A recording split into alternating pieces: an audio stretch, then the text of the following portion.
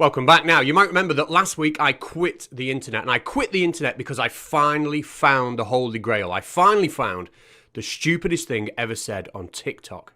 And so when more than 10% of Earth's population anchor in light within their hearts, then we will cause the sun to sneeze onto us. So that was me done, mission accomplished, and I needed a different job. So I started looking, and I found a job advert that at the time I really thought was the one for me. Would you like to be a unicorn healer?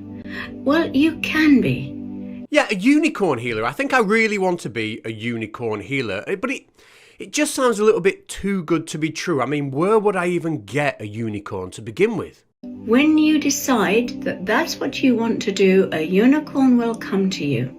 So that's what I did. I called out for a unicorn. I put some advertisements in local papers telling people I was looking out for a unicorn. I kind of wish I hadn't now. Unicorns are third parties, oftentimes women, who join an established couple for a recreational threesome. Yeah, it's caused a few issues in the household, I'll be honest. But I really don't think that definition of unicorn is what this sweet lady had in mind. So I'm going to ask this sweet lady again. When this unicorn comes to me, what can I expect to happen? It will touch you with its horn of light. Okay, nobody's touching me with the horn. That makes things worse, if anything. I need to move on. What's on the other channel? And what this tree told me yesterday was that these trees that I'm with here on this land, there's a whole group of them here, are talking to the trees at my new home.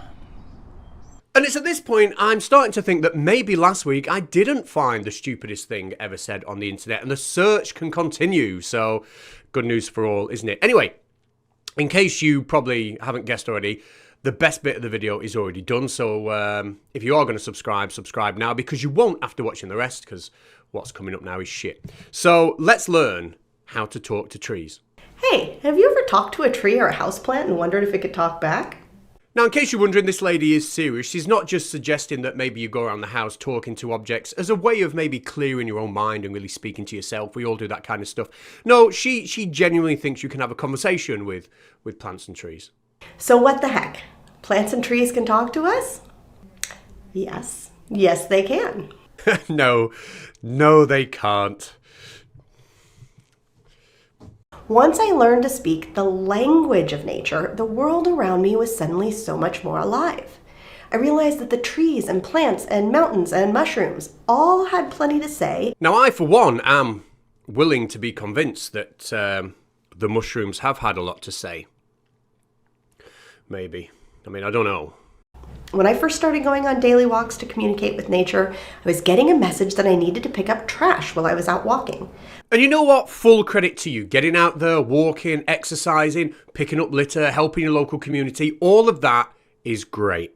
Then one evening when I was traveling for work in a big city, I was walking back to my hotel after dark and I heard a tree on the sidewalk say, "Psst, come over here." And I stopped in my tracks and I thought, did I really just hear that? No, you didn't. And if you did hear anything, it's obviously not the tree talking to you. It's somebody behind the tree, either playing a prank, although you have said it was late at night. Maybe a little bit of awareness for your own personal safety should kick in here, and maybe just keep on walking. So I walked over to the tree and immediately saw what it needed. There was an empty bottle of booze leaning up against the trunk of the tree. That's it. The tree had been driven to alcoholism. It turned out in a confession at an AA meeting that it had been driven mad by some lady that just wouldn't stop trying to have a conversation with it. I laughed as I picked it up and threw it away because apparently my reputation for picking up trash for the trees was becoming known. Well, that's a lovely story. Now, you might be sat at home thinking, how do I talk to a tree? Well, I mean, it's very easy. You just talk to the tree. You won't get anything back. But this lady is going to expand on that for us. She's got 5 top tips on how we can converse with nature. Number 1, slow down. This was a message that took me a long time to hear and integrate into my daily life. In fact, it was some pine trees in my neighborhood that taught me this trick. Typical pine trees, isn't it? Always wanting everyone to slow down. Speed up is what I would say to the pine trees, you lazy bastards. Anyway, whenever we get these anti-scientific kind of ideas floating around the internet, somebody always has to use the word frequency when they're trying to sell their ideas to you because it sounds a little bit technical, although it's often used in very meaningless context. So here is today's meaningless use of the word frequency. Because nature vibrates at a different frequency than we do. If you're walking through a forest at the same speed you walk through the grocery store, you're not going to be able to absorb much. So there we go, we can tick that box off and get back to tip number 1. Now, if walking slowly is difficult for you, spend about 10 minutes meditating before walking. Now, I would suggest that if you're the type of person who doesn't know how to walk slowly, to the point where you've got to meditate 10 minutes before you even try, I would suggest that you are perhaps exactly the type of person who thinks they can talk with trees. Okay, so tip number 2 is to tune into and trust your senses. And of course, one of our 5 senses is the sense of hearing. And of course, when you're talking with the tree, you would use that sense to realize that the tree isn't saying anything back to you. We have at least 5 senses that we use to relate to the world around us, and much of our human communication relies on body language. Trees and plants and rivers and mountains don't have the ability to communicate with you in this way, so we have to learn to sense their communication in ways that might not feel natural to us. Now, most of you at this point will be sat home agreeing with her. You'll be agreeing that things like trees and mountains don't have a way of communicating through body language. But most of you haven't seen this. Can you lower your branch and touch my shoulder, please? Lower. Lower. And move closer to my voice, please. Can you come closer and move closer to my voice? Closer. Closer. Closer. Thank you. Tip number 3 is to ask for permission. Just like you would ask a friend first if you can stop by and visit and then knock before going in, you should check to see if the tree or the plant or the rock wants to communicate with you before just chatting away. Good tip. I mean, talking to a tree without first asking permission would be crazy, wouldn't it?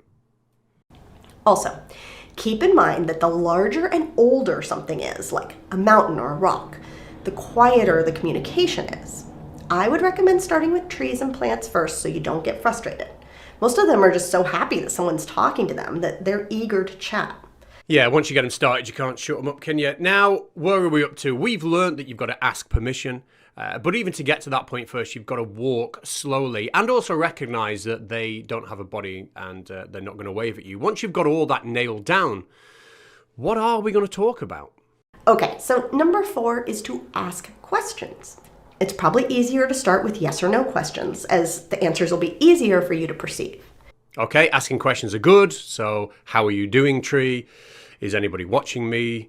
Do I sound crazy? Are they phoning some kind of ambulance for me? That kind of stuff.